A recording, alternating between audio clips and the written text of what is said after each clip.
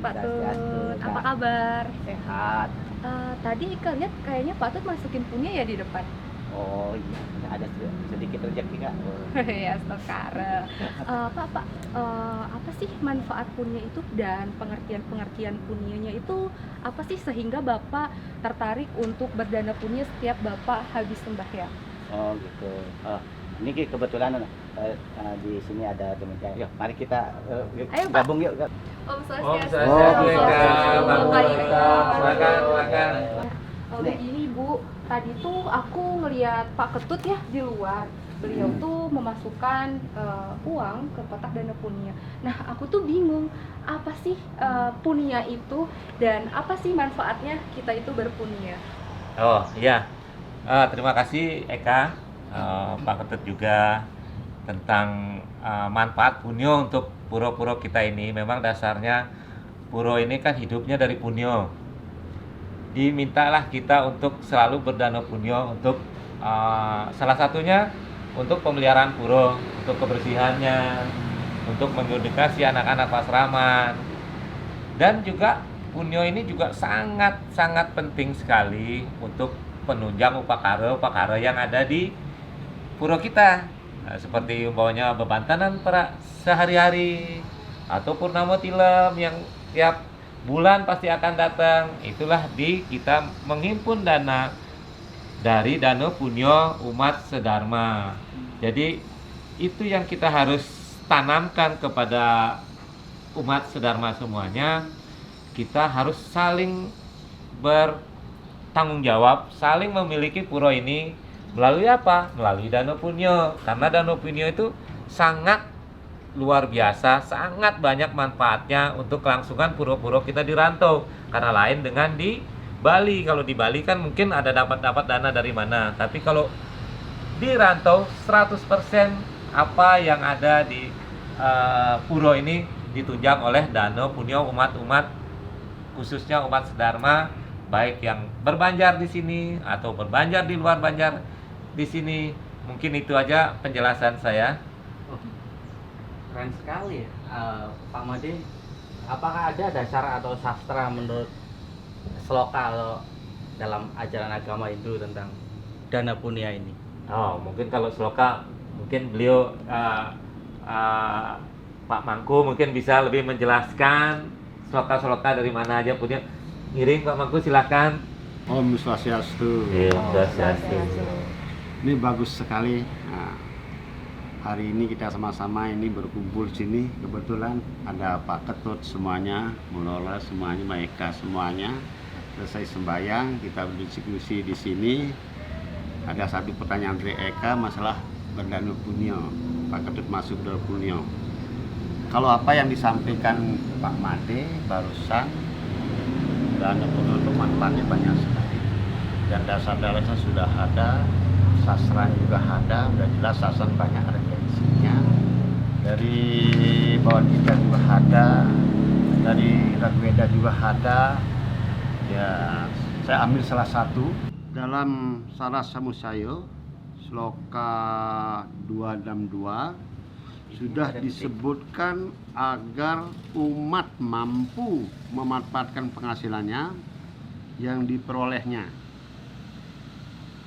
yakni ike nancena darmatah kartawyo bukti mikcate eke nancena karmartah eke mance wiwir diayet. Harta kekayaan hendaknya dibagi 3, masing-masing 33% setiap bagian.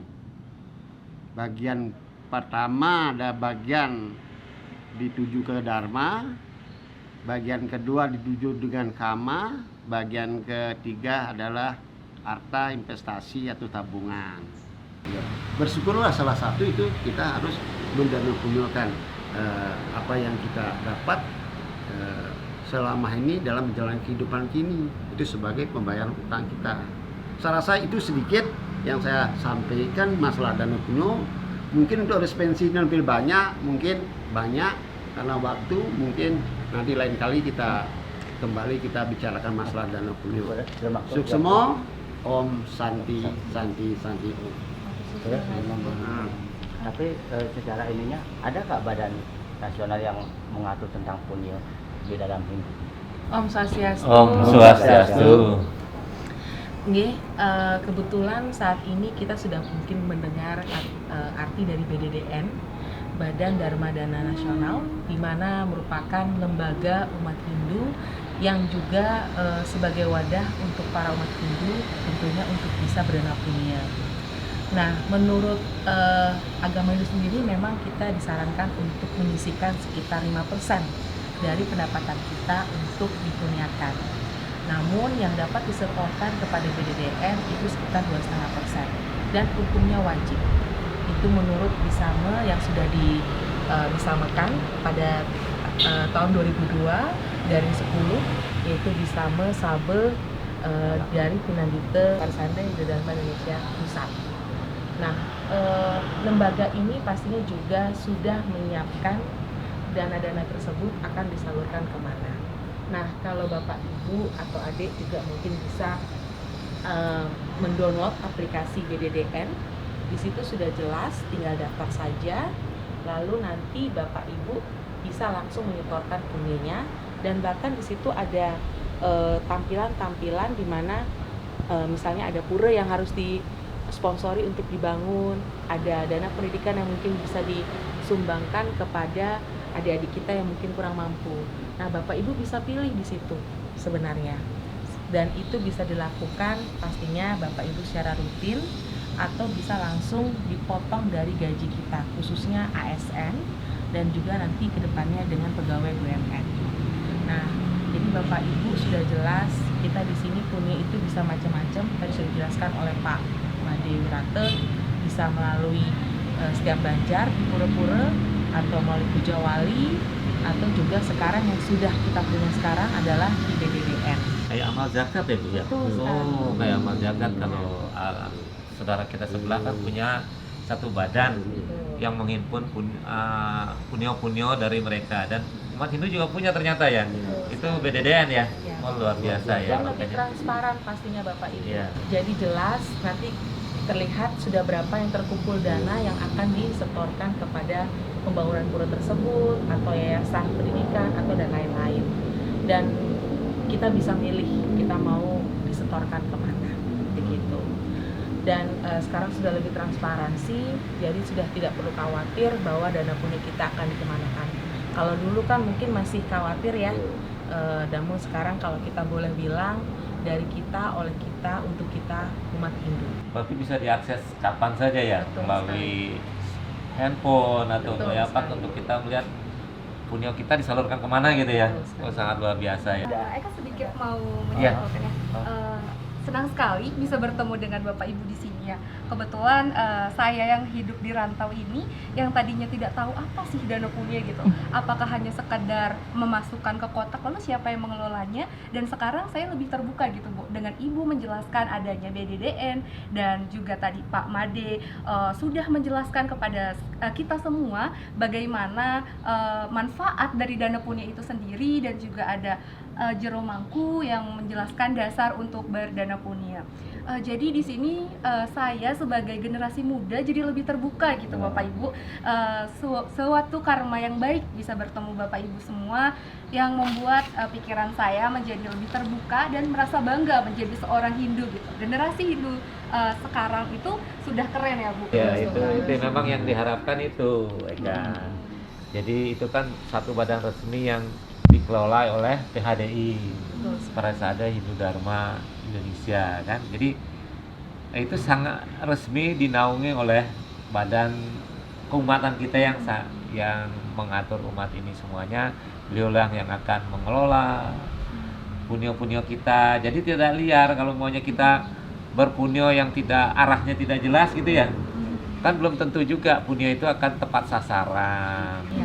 Tidak Dan cuma badannya. pastinya juga dengan dibantunya sekarang BDDN sudah mengikuti zaman ya, dengan mempunyai aplikasi BDDN melalui download di Play Store Android gitu ya. Pastinya juga akan memudahkan setiap umat Hindu di seluruh Indonesia, bahkan di seluruh dunia gitu ya, hanya dengan mendownload lalu bisa menyalurkan dana kuningnya dengan mudah, dan juga bisa mengetahui jejak rekamnya kemana saja setoran kita itu akan diberikan gitu. Jadi apalagi sekarang anak muda sekarang kan memang lebih digital ya, jadi Iya, harusnya itu jadi sangat gampang diakses ya. ya betul, sudah lebih user friendly dan juga gampang diakses.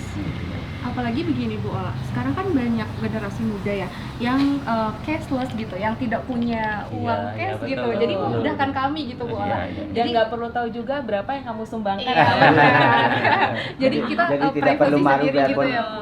kecil ininya tidak perlu malu. Iya, benar. Iya. Jadi kita nggak perlu lah Wow. karena kita langsung bisa transfer, langsung bisa cashless ya Wow. seperti itu ya. Jadi di sela-sela kesibukan saya gitu Bu Ola, sepertinya saya menemukan pencerahan gitu, apalagi ketemu dengan Biro Mangku, Bapak Ibu dan teman-teman semua. Apalagi tadi ketemu Pak Ketut, kebetulan beliau sedang memasukkan uang ke dana punya. Dan ada scan QRIS ya tadi di depan kan, ternyata lebih luas lagi ya, umat kita sudah jauh lebih maju, lebih digital gitu, dan lebih memudahkan saya. Betul sekali. Dimanapun saya berada sekarang, jadi saya tidak risau, tidak harus ke pura untuk melakukan dana punya gitu, dimanapun saya, dan ketika saya mendapatkan rezeki gitu, jadi saya bisa langsung setorkan di aplikasi. sekali. Sangat simple gitu, tapi kita bisa bermanfaat bagi umat kita sendiri dulu lah gitu. Dan yang paling penting kita sekarang adalah membuat karma yang baik selama kita hidup di dunia. Tidak hanya menjadi orang yang baik, berkata yang berbaik, berpikir yang baik, dan berbuat baik. Namun dana punya ini sudah mencakup semuanya. Dengan kita sudah berniat untuk dana punya, bahkan kita sudah mulai melakukan dana punya itu sendiri, itu sudah lebih dari cukup. Berapapun nilainya, itu memang sudah diakui oleh Desa Mediwase adalah bagian dari sifat tulus ikhlas kita dengan berbagi kepada umat Hindu khususnya. Dan tentu saja kita berharap ini bisa juga dikeluarkan oleh teman-teman kita yang lain ya, adik-adik lain khususnya. Kita mulai generasi sekarang untuk memberikan istilahnya legacy gitu ya, agar kedepannya dana punya ini bukan lagi menjadi suatu momok yang mengerikan atau yang seperti dipaksakan. Tidak, ini hukumnya memang wajib, namun kita sudah membuat itu menjadi lebih sederhana. Demikian.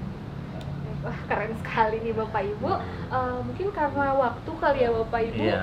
dan kita harus pulang gitu ke rumah masing-masing, apalagi kita jauh gitu ya. Saya jauh gitu. Mungkin cukup sekian ya, saya pamit undur Semoga- diri. Terima Semoga, kasih atas ilmu dan pencerahannya. Semoga kita bisa bertemu di lain kesempatan dan bisa menjadi manusia yang lebih baik lagi. Sukses Om Santi, Santi, Santi. Om. Sampai berjumpa lagi Bapak Ibu semua.